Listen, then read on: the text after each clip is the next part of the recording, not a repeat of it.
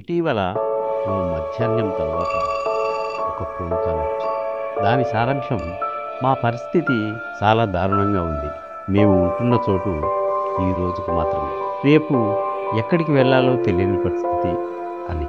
మా కెమెరామ్యాన్ రిపోర్టర్ని తీసుకొని వెంటనే బయలుదేరారు.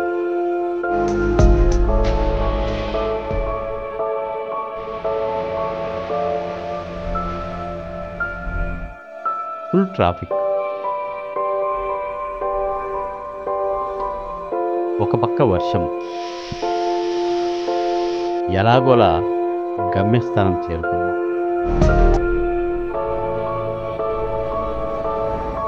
ఇంతకు మాకు ఫోన్ చేసింది ఎవరంటే, ప్రఖ్యాత నటి పావలా శ్యామల కూతురు మాధవి.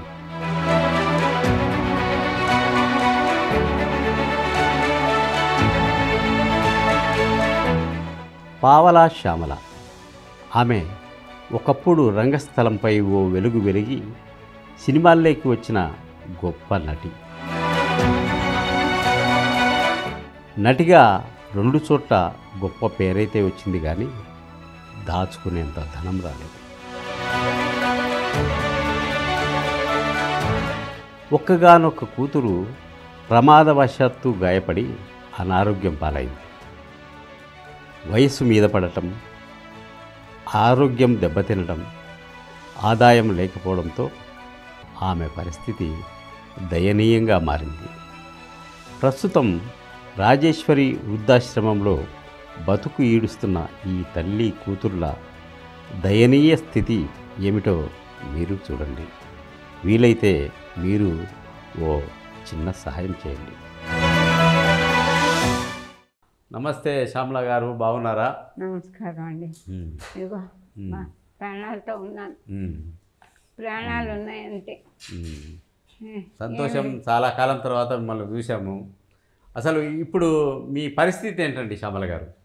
ఏం పరిస్థితి చెప్పాలి? మీరు బతికింది ఎందుకున్నారా? మీ పరిస్థితి అంటే ఆర్థిక పరిస్థితి అడుగుతారా, లేక మీరు ఇంకా బతికే ఉన్నారా అని అడుగుతున్నట్టుంది నాకు. ఆరోగ్య పరిస్థితి, మీరు ఇంకా బతికే ఉన్నారా అన్నట్టు. అది ఆ విషయం అడగలేదు. ఆరోగ్యం ఎలా ఉంది, మీ ఆర్థిక పరిస్థితి ఎలా ఉంది? అయ్యా ఏమి ఇంటర్వ్యూ నేనే నా 5కి క్యాబ్ బుక్ చేసుకొని 5 శివానాయన వచ్చి ఇంటర్వ్యూ చేసి జీవన్ కుమార్ గారు అని ఎత్తుక్కోలు మా ఇంటికి వచ్చి పెళ్లి వాళ్ళకి ఇచ్చిన సామాన్లు A to Z అన్నీ ఇచ్చి ఇంటర్వ్యూ చేసి వెళ్ళారు. ఎంత పోలేరమ్మా, ఇంకా నాకు డౌట్ వేసింది, మన సీరియస్ అయిపోయింది, ఇంకా నేను బతకను. అమ్మాయికి కూడా నిద్ర మాత్రల దగ్గర పెట్టమ్మా, నేను పోగా నీ వేసుకొని ప్రిపేర్ చేసి అమ్మాయిని కూడా చావటానికి వెళ్ళా. ఇంటర్వ్యూ ఇస్తే ఏమో ఎవరన్నా ఇప్పుడు 1,00,000 మంది చదువుతారు అనుకో, 1000 మంది చదువుతారు ఇంటర్వ్యూ. అందులో 100 మంది అయినా జాలిపడరా, పోనీ 10 మంది అయినా జాలిపడకపోతారా అని ఆశతో, నా కోసం కాదు, నాకు అన్నీ. నేను ఇప్పుడు మిమ్మల్ని ఏమడిగానంటే, మీ ఆరోగ్యం ఎలా ఉంది, మీ ఆర్థిక పరిస్థితి ఎలా ఉంది? ఆరోగ్యము ఎట్లా?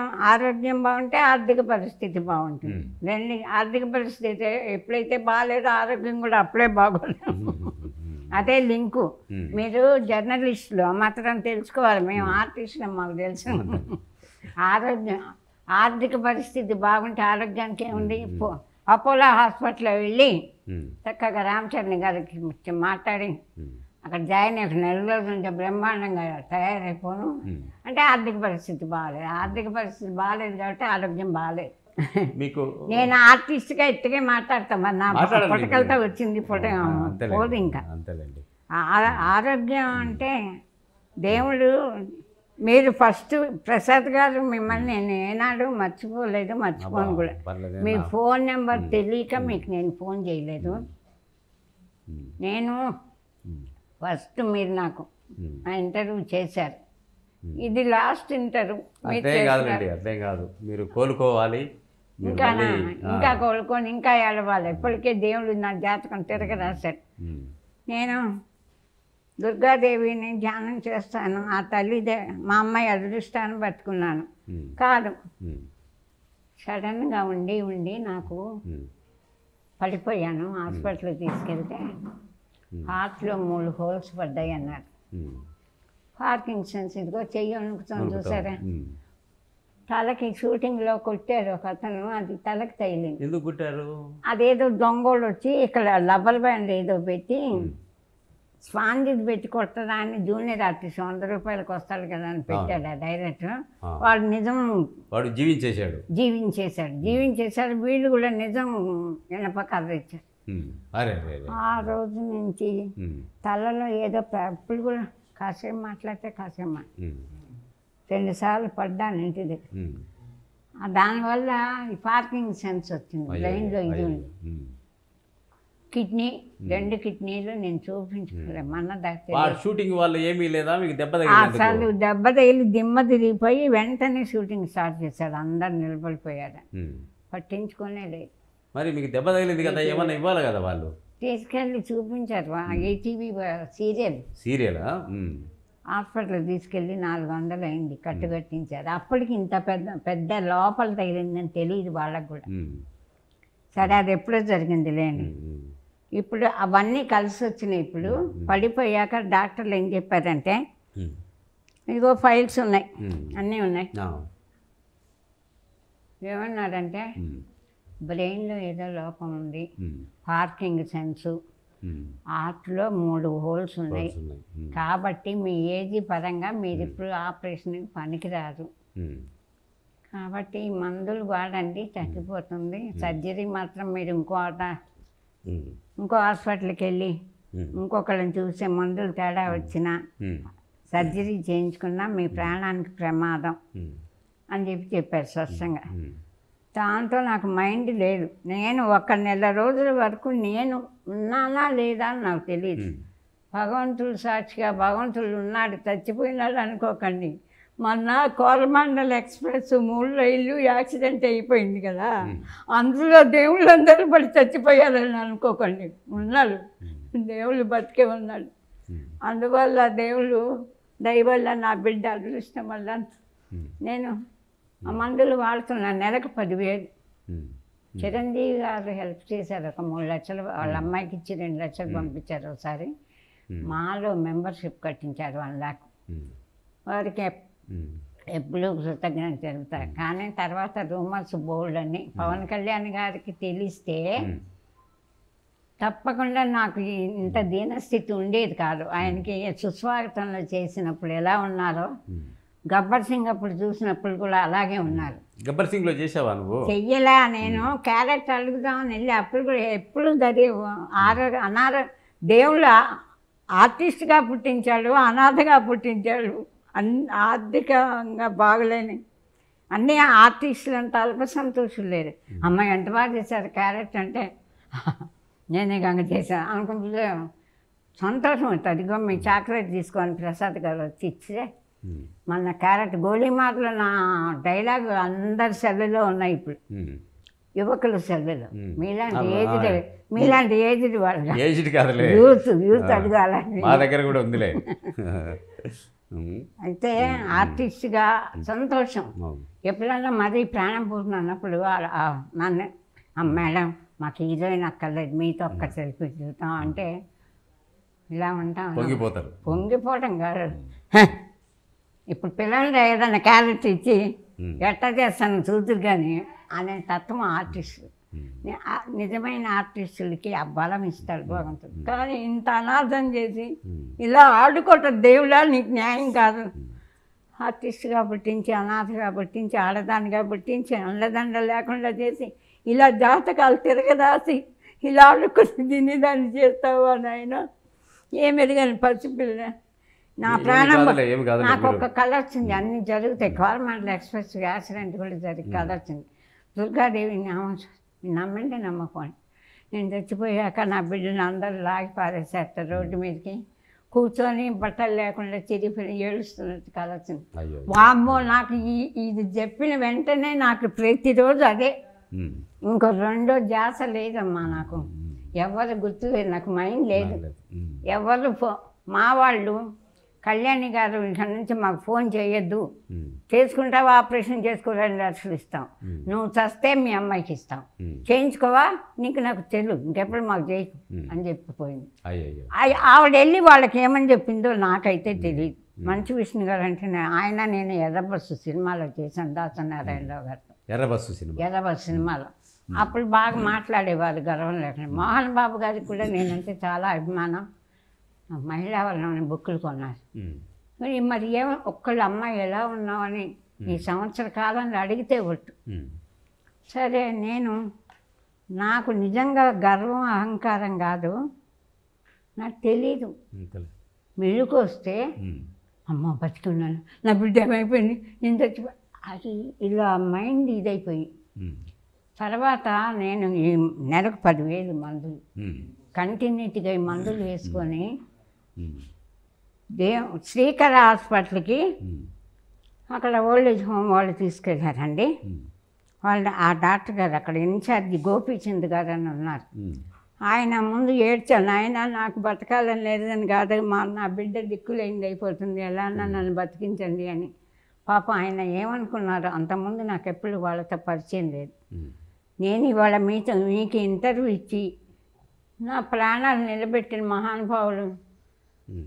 ఆ శ్రీకర హాస్పిటల్ యజమాన్యం ఆ గోపిచంద్ గారు. నేను వెళ్ళగానే అన్ని పనులు మానేసి గబగబా వచ్చి తీసుకెళ్ళి దగ్గరుండి నిలబడి సెలైన్ ఎక్కించి మందులు ఆయనే కొని తర్వాత ఇద్దాం డబ్బులు అని ఆయన పద్ధతిలో రాయించుకొని, డబ్బులు లేవు నా దగ్గర అంటే అన్నీ నాకు ప్రాణభిక్ష పెట్టిన మహాపుణ్యాత్ములు. 1,000,000 మంది ప్రజల్లో పోయిన జన్మలో నేను అనుకుంటా, పోయిన జన్మలో మానవులందరూ ఆయన ఒక పుణ్యాత్ములను ఉండకపోతాడు. అక్కడక్కడ మనుషులు ఉన్నారు, మనుషులు ఉండగాలండి, మనుషుల్లో ఒక పుణ్యాత్ములు ఉండాలండి. చాలామంది నాకు అది సరే. కానీ శ్యామల గారు, మీరు షూటింగ్ చేసిన ఆఖరి సినిమా ఏది, ఎంతకాలం అయింది? టైమింగ్స్ ఇదే పడిపోయే ముందు 1 నెల ముందు మత్తు వదలరా కీరవాణి గారు అబ్బాయి చేశారు. అది చిన్న బడ్జెట్తో చేసామని నాకు బాగానే ఇచ్చారు రండి. అంటే నాకు రోజుకు 15,000 చొప్పున ఇచ్చారు. అప్పటిదాకా 10,000 ఇచ్చేవాళ్ళు. కానీ అది 10 కోట్లు వసూలు చేసిందట. అయినా ఎవరు మాట్లాడలేదు, 1 పైసా కూడా ఎక్స్ట్రా ఇవ్వరు. సరే అదే ఆఖరి సినిమా. బాగా డాక్టర్లు కూడా అమ్మ మత్తు వదలతో మీరు ఉన్నారు, బాగా చేశారమ్మా అని పలకరించేవాళ్ళు. అదే ఆఖరి సినిమా. అట్లా ఉండండి. నేను మళ్ళీ మధ్యలో బ్రేక్ అయ్యకుంటున్నాను. నేను కృతజ్ఞ. ఇదే ఆఖరి ఇంటర్వ్యూ. నాకు 10 రోజులు బాగుంటే రాత్రికి ప్రాణపోతుంది. అంతగానో అనామకురాలుగా చచ్చిపోకూడదు, నేను అనాథగా చచ్చిపోకూడదు. సినిమా ఇండస్ట్రీ ఎంత ఉంది, మేమున్నాము, అందరం ఉన్నాం. కానీ నేను ఒక విషయం అడుగుతా. సినిమాల్లో ఉండగా మీరు మంచి మంచి వేషాలు వేశారు, మంచి డబ్బులు వచ్చినాయి, ఏం దాచుకోలేదా? దాచానండి. ప్రసాద్ గారు అని ఒక జర్నలిస్ట్ గారికి 2-3 ఇల్లులు రాయించేసుకున్నారు కొనుక్కుంటే. వాళ్ళ అవి ఇమ్మంటే ఇవ్వట్లేదు ఇప్పుడు. నేను రంగస్థల నటిని. రంగస్థలని 30 ఏళ్ళు వైజాగ్లో పావలా శ్యామలా అని ఎందుకు వచ్చిందంటే, ఆ పావలా నాటికలో ఆంధ్రదేశం అంతటా కాంపిటీషన్లో 300 సార్లు ఉత్తమ నటిగా వచ్చాయి కూడా నా ప్రైజులు. అన్నీ అమ్మేశాను, అమ్మేసుకొని బతికాను. ఆ నిక్నేమ్ పావలా నాటికలో వేసిన శ్యామల అని నిక్నేమ్. ఆ పేరు కొద్దే సినిమాల్లో వేషాలు ఇచ్చారు నాకు. ఫస్ట్ మనసంతానం పోయి చేశాను.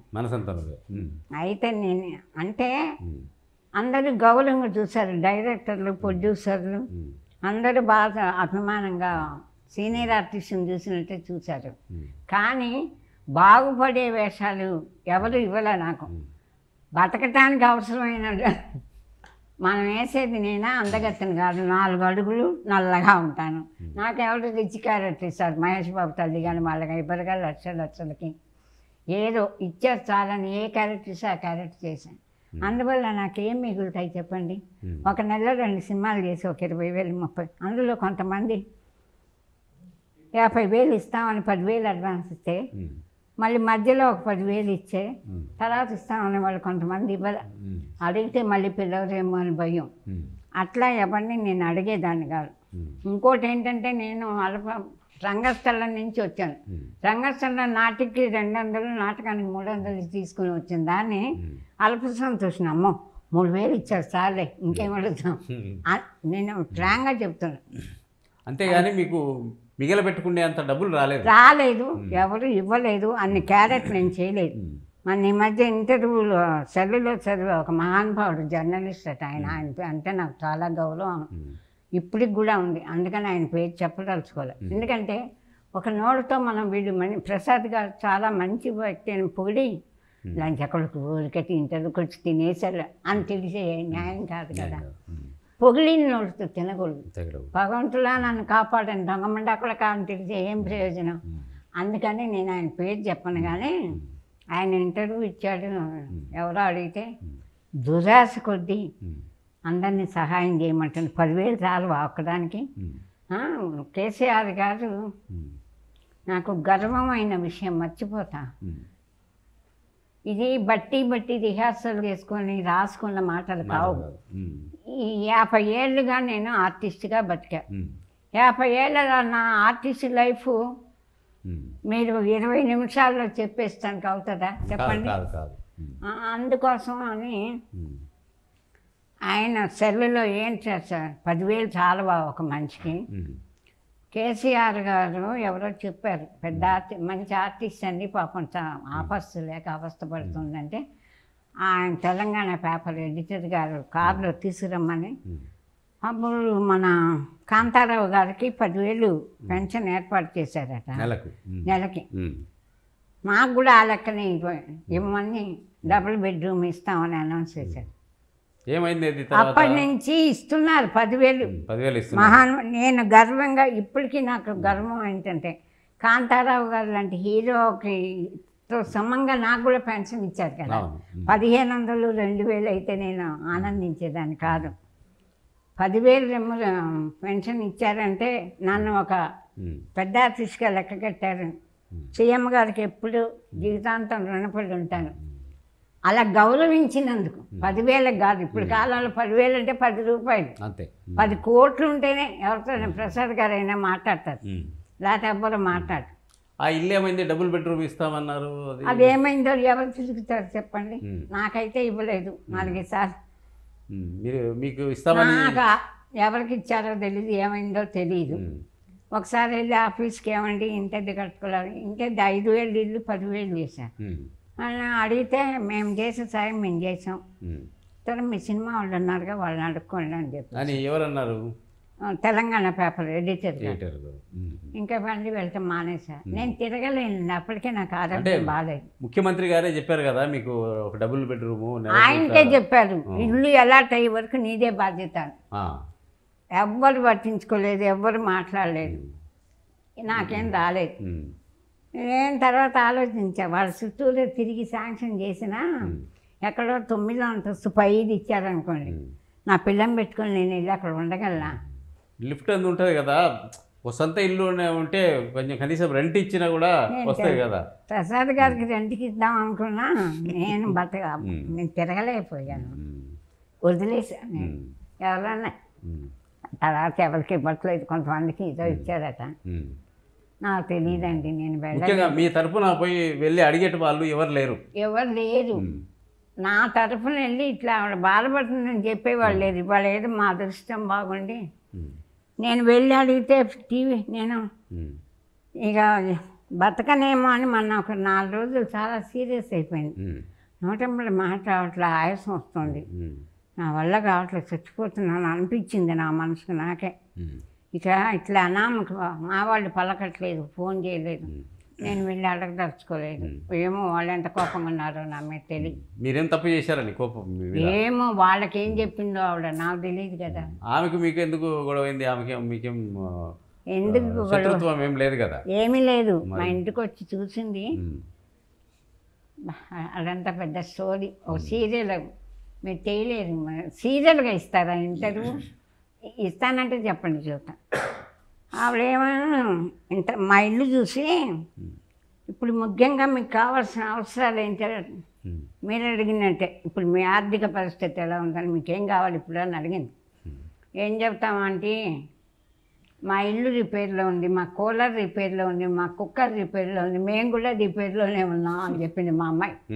ఆవిడ మాట ఏం చెప్పకుండా బజార్కి వెళ్ళి ఒక 4 కిలోలు పట్టే కుక్కలు, రైస్ కుక్కరు రోడ్డు మీద అమ్ముతారు డబ్బాలతో చేసిన కూలర్, అదొకటి పట్టుకొచ్చి ఈ 2 నేను ఫేస్బుక్లో మీ పేరు హెల్ప్ చేయమని అడిగితే చేశారు. 40,000 వచ్చింది, ఇవి కొనుక్కొచ్చాను. తల్లి ఎందుకు మేము గుప్పెలు బియ్యం తింటున్నాం, 3 గుప్పెలు ఎత్తే 2 పూటలకు సరిపోతుంది. 1/2 కిలో కుక్కలు వాడుతున్నాం మేము. ఇదిగో ఎంత ఉంది చూడండి, కుక్కలు వేస్ట్ కదా మాకెందుకు. ఆ కూలర్ బాగానే ఉంది, పెద్ద కూలర్ ఉంది, రిపేర్లో ఉంది కానీ బాగా పనిచేస్తుంది. ఇవి అనవసరం, ఇంకెవరికన్నా ఇవ్వండి అన్న. నేను కష్టపడి తీసుకొస్తే నువ్వు అంటావా అనేసి నాతో ఏమనుకుంటా డైరెక్ట్గా వెళ్ళి లైవ్లో పోనీ కదా అని ఇంటికి వెళ్ళాను. కంపు కొడుతుంది, ఇల్లంత అసహ్యం పుడుతుంది. ఆ పిల్ల కాళ్ళు లేవు, ఆవిడ కాళ్ళు లేవు, అహంకారం, ఎంత అహంకారం. సాయం చేద్దామని వెళ్తే కుక్కర్ పట్టుకెళ్ళిస్తే వద్దండి. అలాగే ఇలాగని ఏంటంటే ఆవిడ కడుపులో ఉన్న మంట అంతా ఛానల్లో చూపించేసింది. అదే ఆవిడకి నాకు శత్రుత్వం. ఆ తర్వాత అంతా రూమర్లే, ఈ ఆపరేషన్ చేయించుకున్నానని వాళ్ళకి ఏం చెప్పిందో నాకు తెలియదు. ఆ తర్వాత విరోధం ఆవిడకి నాకు. సరే నేను ఎప్పుడు తప్పు చేస్తే క్షమాపణ కోరుతా ఎవరైనా సరే. నేను మా ఇల్లంతా కంపు కొడుతుంది, వాసన వస్తుంది, బాగాలేదు. నేను బాగా లేనని చూడటానికి వచ్చి ఏంటిది, ఆ బెడ్షీట్ ఏంటి, ఆ దుప్పటి ఏంటి, నీకు బుద్ధి లేదా అని మీరు నన్ను చెప్తే ఎట్లా ఉంటుంది? మీరు వచ్చింది నాకు బాగలేదని తెలిసి వచ్చారు. మీ పరిస్థితి ఇలా ఉందనే కదా వచ్చింది. నా ఇల్లు బాగాలేదు, నా వాకిలి బాగాలేదు, నేను కట్టుకున్న బట్టలు బాగాలేదని తిట్టడానికి వచ్చారా? అది తప్పు కదా, న్యాయమేనా? తన సాటి కళాకారు. నేనేం పాపం చేసుకున్నానో నా దురదృష్టం కొద్ది. ఆవిడ బోళ మంచి ఆవిడే. మన దురదృష్టం కొద్ది ఆ సమయానికి ఆవిడకి అట్లా కోపం వచ్చింది. అప్పటి నుంచి ఆవిడకి నాకు మాటలే. అదే అట్లా అందుకు విరోధం వచ్చింది. అది నా తప్పు లేకుండా దేవుడు మాకు జాతకం ఇట్లా బోర్లించేశారు మా జాతకాన్ని. అందుకని అట్లా విరోధులు. ప్రపంచంలో మనుషులు రాక్షసులు ఎక్కువ ఉన్నారు. దానవులు యమలోకంలో చోట్లేక భూలోకాన్ని పంపించేశారు పాపాత్ములందరూ యమధర్మరాజు. మీరు జీవితంలో ఎత్తుపల్లాలు చాలా చూశారు. రంగస్థలం మీద మీ మీ నటన చూసి చాలామంది ఇప్పుడున్న పేరు ప్రఖ్యాతులు గాంచిన ఆర్టిస్టులు వచ్చి మీకు పాదాభివందనం కూడా చేశారు. గుర్తుందా మీకు? ఎందుకు లేదు, నేను అదే అప్పుడప్పుడు ఏమంటానంటే గుంటూరులో ఎల్వీఆర్ క్లబ్లో ఒకటి ఉంది. అక్కడ పెద్ద వాళ్ళు ఇంతంతరా ఉంటారు, ₹1,00,000 విసిరేస్తారు ప్యాకెట్. వాళ్ళు నాకు సన్మానం చేశారు నాటక కళా పరిషత్ పెట్టి. వేసంకాలం బుట్టలతో మల్లెపూలు తెచ్చి నేను ఎప్పుడు మర్చిపోను. నాకు ఎప్పుడైనా దుఃఖం వస్తే ఇవి గుర్తు చేసుకుంటాను. అందరూ పువ్వులు కాళ్ళకేసి వంగి దండం పెట్టారు. పెద్ద వాళ్ళందరూ నమస్కారాలు పెట్టారు. అప్పుడు అందరూ నా కాళ్ళకి నమస్కారం చేశారు. ఇప్పుడు నేను అందరి కాళ్ళకి నమస్కారం చేసిన ఆయన నన్ను కాపాడని అంటున్నాను. భగవంతుడు ఎంత దయ లేకుండా నా బతికిలా రాశారని నేను చెప్తున్నాను అందరికి. ఇప్పుడు కూడా అదే మాట. సరే, ఇప్పుడు అంటే ఇప్పుడు సినిమా ఇండస్ట్రీలో ఉండే కష్టాలు పడుతున్న వాళ్ళకు మీరు ఇచ్చే సందేశం మీ జీవితానుభవంతో. నేను అంత సందేశాలు కాదు కానీ నేను చిన్న క్యారెక్టర్ చేసిన మా అమ్మాయి కాలు విరిగి నాకు హెల్త్ బాగాలేదని తెలిసినప్పుడు ప్రొడ్యూసర్స్ వాళ్ళు శివనాగేశ్వరరావు గారితో నేను 2 సార్లు అడిగా క్యారెక్టర్ ఇమ్మని. నేను చెయ్యలే, కానీ నాకు ప్రాబ్లంలో ఉన్నానని తెలిసి ఆయన ఎవరో ఫ్రెండ్కి ఫోన్ చేసి మెట్టానికి 50,000 తెప్పించి ఇచ్చారు. అలాగా రంగారావు గారు ఎవరో డైరెక్టర్ పేరు సరిగ్గా ఆయన 40,000, 5-6 ప్రొడ్యూసర్స్ 20,000, 25,000, 30,000 అకౌంట్లో వేశారు, ఇచ్చారు. ఆ డబ్బులన్నీ ఉండబట్టే నేను గండం నుంచి బయటపడి ఇంతవరకు బతికాను. వాళ్ళకి ఎప్పటికీ రుణపడి ఉంటాను. ఉన్నారు, మంచి ప్రొడ్యూసర్స్ ఉన్నారు, మంచి నిర్మాతలు ఉన్నారు. మంచి డైరెక్టర్ ఉన్నారు, నన్ను బాగానే చూశారు. నా దురదృష్టం అయితే ఆ జర్నలిస్ట్ మాట చెప్పడం వల్ల ఆయన ఇంటర్వ్యూ ఇస్తూ వాళ్ళ ముక్కు పోగు పెట్టుకొని అసహ్యంగా ఉంటుంది నల్లగా, వాళ్ళ దురాశ డబ్బు సంపాదించాలని అందరి దగ్గరికి వెళ్ళి సాయం చేయమని అడుగుతుంది. 10,000 చాలా బాగా ఒక మనిషి బతకటానికి. సీఎం అంతటి వాళ్ళు డబుల్ బెడ్రూమ్ ఇస్తాను నాకు ఇవ్వడా, ఎప్పుడప్పుడు ఇస్తాడు. దురాశ కొద్ది సావిత్రి కనుక అడిగితే మనిషికి ₹1 ఇచ్చిన కోటి అయ్యేవి. ఆవిడ అడగలేదు ఎవరిని, ఇవిడ బజార్ని పడి అందరినీ అడుక్కుంటోంది అని చెప్పి ఇంటర్వ్యూ ఇచ్చాడు. అది పావలసం బాగా అసహ్యంగా ఉంటుంది, ముక్కుకి ఇంత పోగు పట్టుకొని మాస్కారట్లు. ఆర్టిస్టులకి అందం ఏంటి అని నేను అడగల. నీకు ఏదైనా అనుమానం ఉంటే నాకు ఫోన్ చేసి ఏంటమ్మా ఎందుకు ఇట్లా చేస్తున్నావు అని నన్ను అడగాలి. నా నెంబర్ తెలుసు కదా.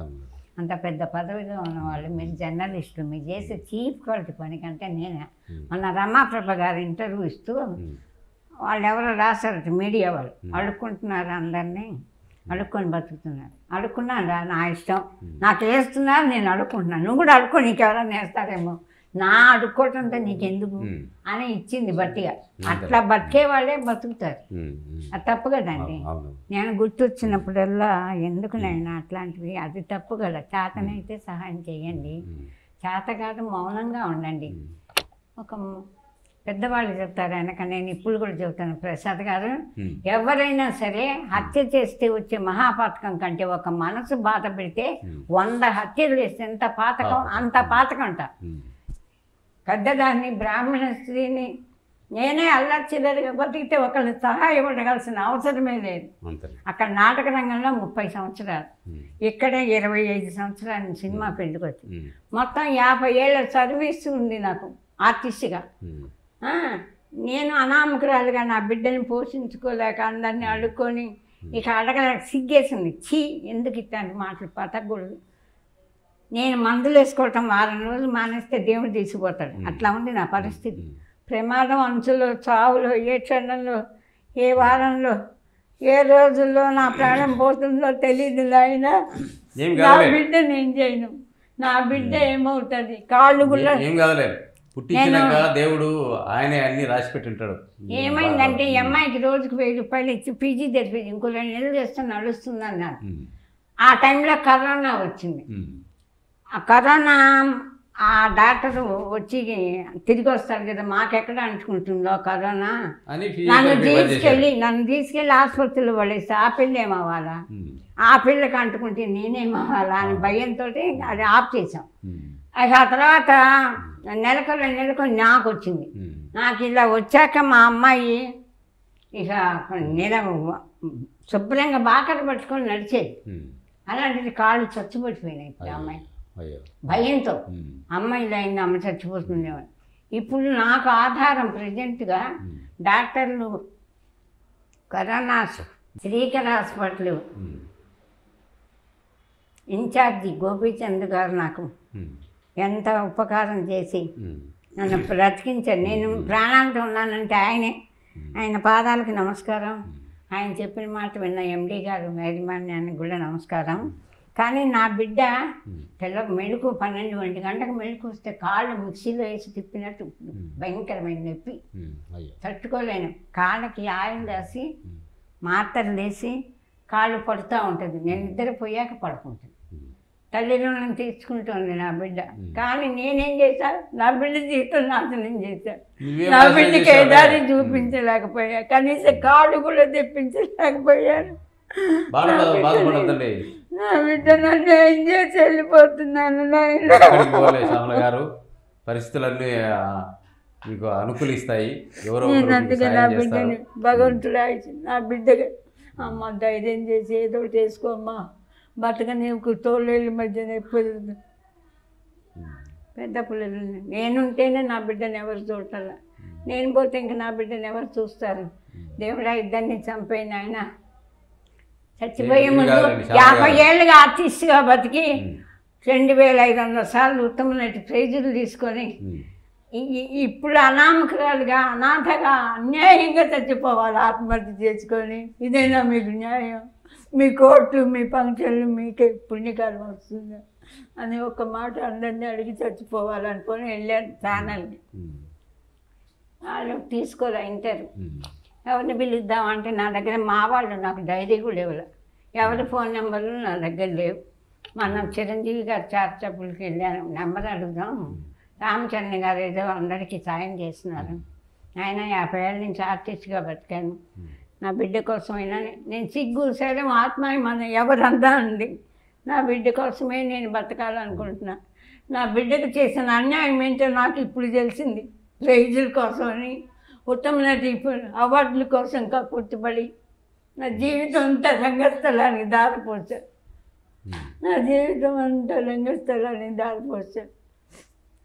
ఆ పేరుతో నాకు సినిమాల్లో ఆనందంగా అవకాశం వేషాలు ఇచ్చారు, కానీ నేను ఒక ఇల్లు కొనుక్కొని నా బిడ్డని బాగు చేసుకునే అవకాశం నాకు రాలేదు నాకు ఇచ్చే డబ్బులతో. అందుకని నేనేం మిగిల్చుకోలేదు. తెలిసి తెలియకుండా నా మీద ఎందుకు నిందలేస్తారు నాయన? మీకు నమస్కారం. చచ్చిన పావును ఎందుకు చంపుతారు? నా బిడ్డ కోసం నేను పనిచేస్తున్నాను. ఏడవద్దని నేను వచ్చి ఏడిపించినట్టయితే మళ్ళీ నీళ్ళగా మళ్ళీ మాట్లాడుతుంది. అవునండి, అసలు నా బిడ్డ తల్లి రుణం తీర్చుకుంది, కానీ తల్లిగా నేను దాన్ని కష్టాలు పాలు చేశాను. ఏముంది అది అట్లా నేను దాని జీవితం నాశనం చేశాను. దేవుడు నా కాళ్ళు లేకుండా చేశాడు, నిస్సహాయాలు చేశాడు. శ్యామల గారు, ఇప్పుడు మీరు సినిమా పరిశ్రమ నుంచి కానీ, ప్రభుత్వం నుంచి కానీ, సమాజం నుంచి కానీ ఏమి కావాలని మీరు కోరుకుంటున్నారు? నాకు భయం వేస్తుంది. అనామకురాలుగా చచ్చిపోవాలని కోరిక తప్ప నాకు భయం పుడుతుంది. ఎందుకో తెలుసా, ఆయన ఇంటర్వ్యూ చదివాను కదా, ఆశకి అంత లేదు. అలా ఇంకొకడు మన ఇక్కడ హరికృష్ణ నేను జబర్దస్త్ చించిన క్యారెక్టర్ వేస్తాను. ఆడొస్తే ఈ హౌస్ బాగుంది కదా, ఆవిడ లేరు ఇప్పుడు, రాజేశ్వరి గారు అని ఆవిడ ఊరు వెళ్ళారు. ఆవిడ చెప్పండి ఎవరికన్నా పాపం అంటే, అలవాటు అయిపోయింది అంటారండి ఎవరికన్నా జీవితం. ఆవిడకి అడుక్కోవటం అలవాటు అయిపోయింది అనుకుంటారు. ఎంత మాట! ఈ మాట నేను భరించలేను. ఇప్పుడు మీరుండే ఈ పరిస్థితుల్లో ఎవరి నుంచైనా ఆశించడం అనేది తప్పేం కాదు. అయితే అనామకురాలుగా చచ్చిపోవాలా? నా కూతుర్ని దాన్ని చంపేసి నేను చచ్చిపోవాలా? నేను చచ్చిపోయాక చచ్చిపోమ్మా అనాలా? మీరే న్యాయం చెప్పండి. నాకు తల్లి ప్రేమ కాదు, ఒక ఆడపిల్ల పట్ల కాళ్ళు లేని పిల్లని చేసి చచ్చిపోతున్నాననే బాధ. కనీసం మగపిల్లాడైతే కొట్ల గుమ్మస్తాగానే బతుకుతాడు. ఆడపిల్ల కాళ్ళు లేకుండా దాని జీవితం నా ఉత్తమ నటి ప్రైజుల కోసం పక్క వాళ్ళ ఇంటి పిన్ని గారు మా అమ్మాయిని చూడండి, పిన్ని గారు మా అమ్మాయిని చూడండి వదిలేసేటాను. దాని జీవితం అలాగైపోయింది. ఇది పాపం అంతా నాది. నా బిడ్డ పడుతున్న దుఃఖానికి నేనే కారుకురాలి. తల్లిగా నా బాధ్యత నేను నెరవేర్తించలేదు.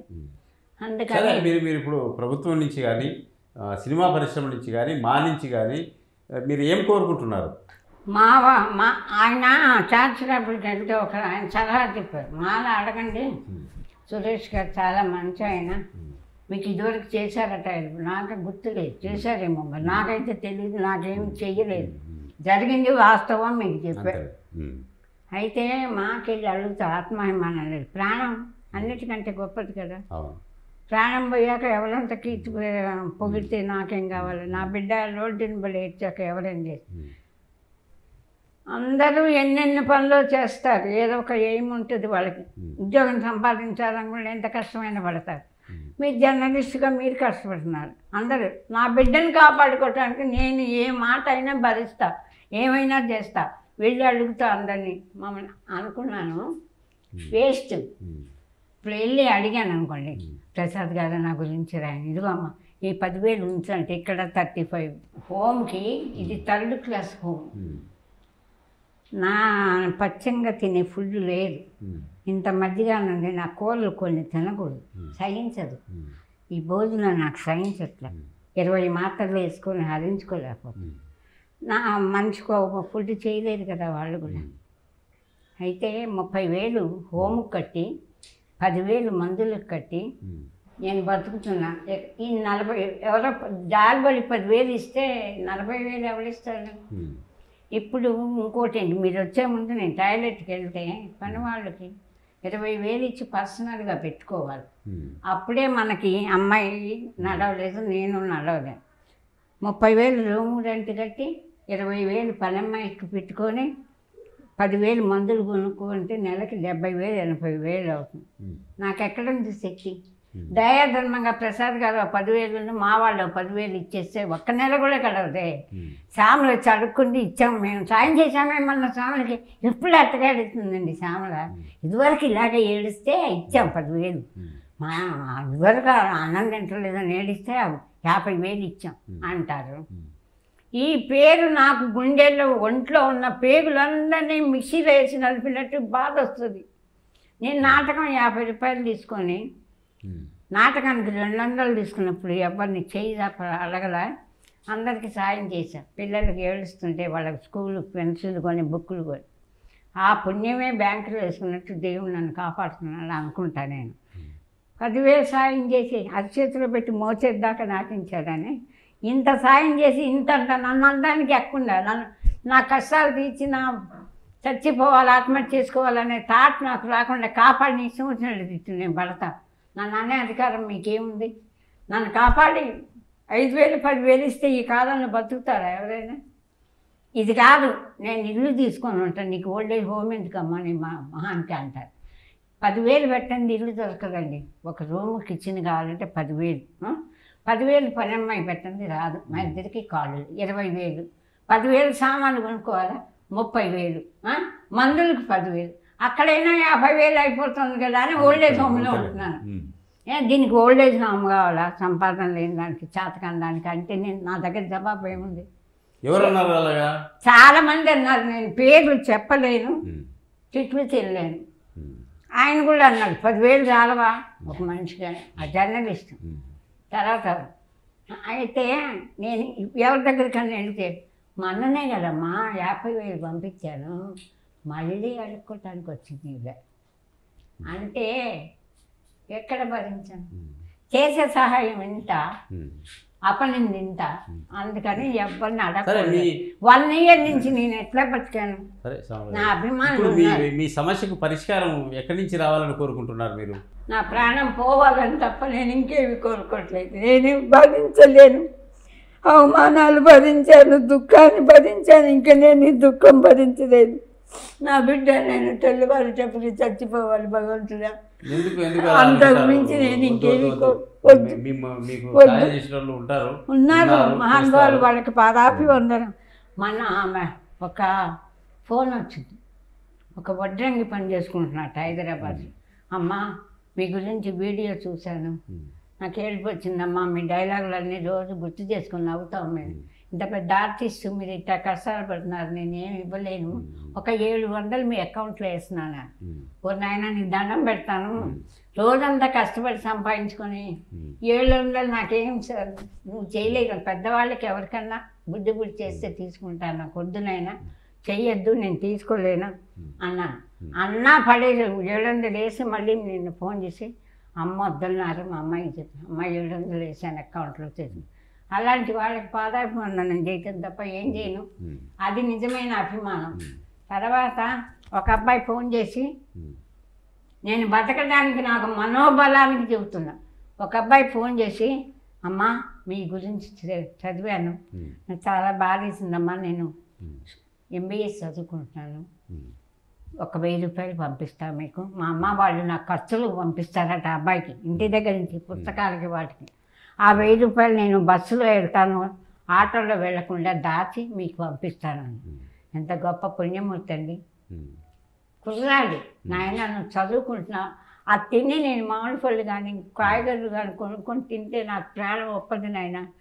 అంటమ్మా మీ కొడుకిస్తే తీసుకో, కొడుకు కాబట్టి నువ్వు బాగుండాలని కోరుకుంటాను ఆయన, నువ్వు ఏదైనా ఉద్యోగం వస్తే అప్పులు చేయి, నేను తీసుకోను ఆయన. మీ తల్లిదండ్రులు నీ మీద ఆశలు పెట్టుకొని పంపిస్తున్నారు వద్ద. ఇట్లా చాలామంది, ఇంకొక ఆవిడ బెజవాడ నుంచి మొగుడు చచ్చిపోయి 7,000 ఇంటెంత కట్టుకుంటున్నాను, నేను మిషన్ కుట్టుకొని 3 పిల్లల్ని పోషిస్తున్నాను, మీకు ఒక 500 అకౌంట్లో వేస్తున్నాను. పుణ్యమూర్తులు అంటే చెబుతున్నాను.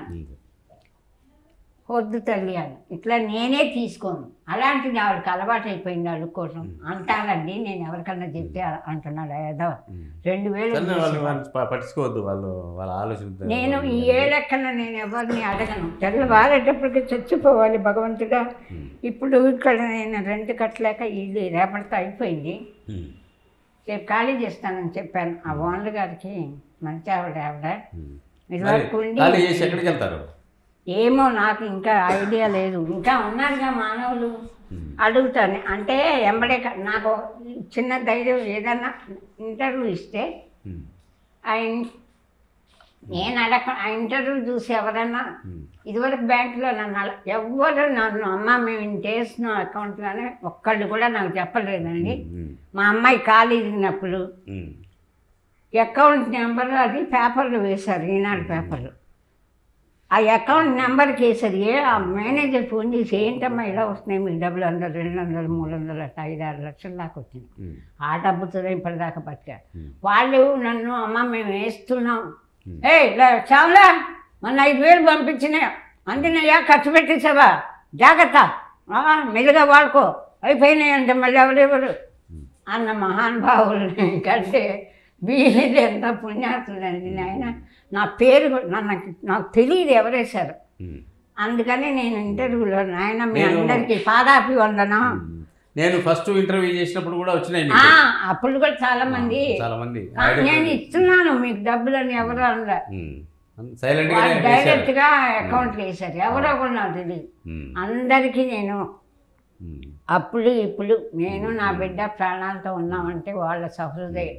ఒక విషయం చెప్పు శ్యామల గారు, మీకెందుకో జర్నలిస్ట్ అంటే పడదు ఫస్ట్లో. నేను సంవత్సరం తిరిగాను మీకోసం. సంవత్సరం తిరిగితే సంవత్సరం తర్వాత అది కూడా ఏది రాజశేఖర రెడ్డి చనిపోయాడు కదా, ఆయన గురించి నేను మాట్లాడుతుంటే అందుకని ఇచ్చారు నాకు ఇంటర్వ్యూ. అప్పుడు దానికి ఇంటర్వ్యూ వెళ్ళేది నాకు. అవును, ఆయన కూడా అమ్మ మీకు ఏం పర్వాలేదు మీకు నేను హెల్ప్ చేస్తాను. ఆయన బతుకుంటే నాకు హెల్ప్ ఇప్పుడు మీ నాన్నగారు నాకు హెల్ప్ చేస్తున్నారు అని జగన్ గారిని అడుగుదాం అంటే ఆయన ఎక్కడ కనపడతాడు నాకు. ఇప్పుడు పవన్ కళ్యాణ్ నేను వెళ్ళి అడిగితే నాకు చేస్తారు, నాకు ఆ నమ్మకం ఉంది. కోట్లు ఖర్చు పెట్టినారు వాళ్ళు, కానీ ఆయన నా గురించి చెప్పేవాళ్ళు ఎవరు? నేను ఆత్మహత్య చేసుకునే పరిస్థితుల్లో నేను నా బిడ్డ కుళ్ళి ఏడుస్తున్నాం, తిండి లేక ఏడుస్తున్నాం అని ఆయన చెప్పేవాళ్ళు ఎవరు లేరు కదా. మీ ఇంటర్వ్యూ చూసే తీరుబడి ఆయనకి లేదు కదా. ఈ సెల్లులో ఇంటర్వ్యూలు ఎవరు చూస్తాడు? ఇప్పుడు రామ్ చరణ్ చూస్తాడా, మహేష్ బాబు చూస్తాడా, ఎవరు చూస్తారండి? పెద్ద పెద్ద వాళ్ళు. చిన్న వాళ్ళు 5000, 2000 ఇస్తే నాకు కష్టం తెలియదు కదా. ఒక నెల గడిస్తే 2 నెలలు మామూలే. అలాగే మళ్ళీ తయారైపోయింది అడుక్కోవటానికంట. అందుకని నేను ఎవరిని ఏమి అడగకుండా భగవంతుడా ఈ జన్మకి చాలు ఈ శిక్ష.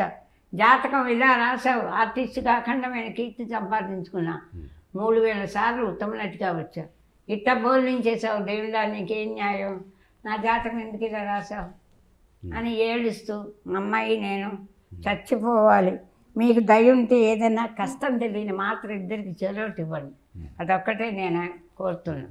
ఆ గోపీచంద్ గారు ఇన్ఛార్జి శ్రీకర్ హాస్పిటల్, ఆయన అడిగితే ఇవ్వట్లే, ధైర్యంగా తప్పలేదమ్మా.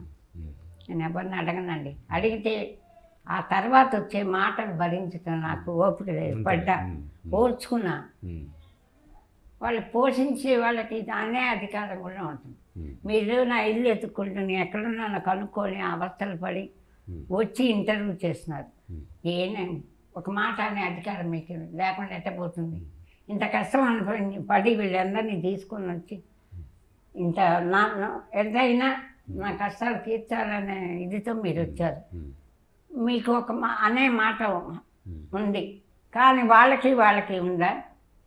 నా సహాయం చేశానండి, అది నాకు కోపం. నేను ఎన్నో సంవత్సరాలు మిమ్మల్ని బాగా ఎరుగుదును కాబట్టి నేను అంత చనువుగా రాగలిగాను, చనువుగా మాట్లాడగలిగాను. చిరంజీవి గారి అభిమానాన్ని పొంది ఇంకా ఇంకొకళ్ళని చేయిగా పడుకుంటున్నానంటే నా దురదృష్టం. ఆయన తలుచుకుంటే నాలాంటి వాళ్ళని 10 మందిని పోషిస్తారు అని అన్నాను ఒకసారి ఇంటర్వ్యూలో. తప్పు ఒప్పు నాకు తెలియదు, క్షమించండి చిరంజీవి గారు అని కూడా కోరే. అంతే కదండి, పవన్ కళ్యాణ్ గారు చిరంజీవి గారు దయ పొంది కూడా ఇంకా అడుక్కుంటున్నానంటే అది నాకు అవమానం, అవునా కదా? అట్లా మాట్లాడతా. అందుకని నేను ఎవరిని అడగండి. సరే. మీరు 5,000 ఇస్తే నాకు ₹1,00,000 ఇచ్చినట్టుగా భావిస్తా. ఎందుకంటే కష్టపడి బతుకు. మీరు ఒక జర్నలిస్టులు 100 కోట్లు పెట్టి కారు కొనుక్కోవట్లేదు, 50 కోట్లు పెట్టి ఇల్లు కట్టుకోలేదు. అవునా? అంతేలే. కుటుంబ వాళ్ళకు ఉన్నది కనుక ఇవ్వలేదు అనుకుంటారు. మీరు ఇవ్వలేదా అనుకుంటారు. మంచిది. మీరు ఇట్లా వచ్చి ఇంటర్వ్యూ చేయటమే 1,00,000 కోట్లు. అంత విలువగా అది భావిస్తున్నారు. మా బాధ్యత. మనం చాలా దూరం నుంచి వచ్చాము. వస్తే ఆమె ఉన్న పరిస్థితుల్లో కూర్చోలేదు, చాలాసేపు కూర్చోలేదు, నిలబడలేదు, పడుకొనే ఉండాలి. అలాంటి పరిస్థితుల్లో కూడా మనల్ని చాలా గౌరవంగా అడిగిన ప్రశ్నలకన్నీ సమాధానం చెప్తే మనకు సహకరించింది. కాబట్టి పావల శ్యామల గారికి ఏదో ఉడతా భక్తిగా కొంత ఆర్థిక సహాయం చేస్తున్నాము. మీరు కూడా మీకు తోచినంత ఆమెకు చేసి ఆమె ఆ శేషి జీవితం ఎలాంటి బాధలు లేకుండా గడిచేటట్టు చూస్తారని ఆశిస్తున్నాం.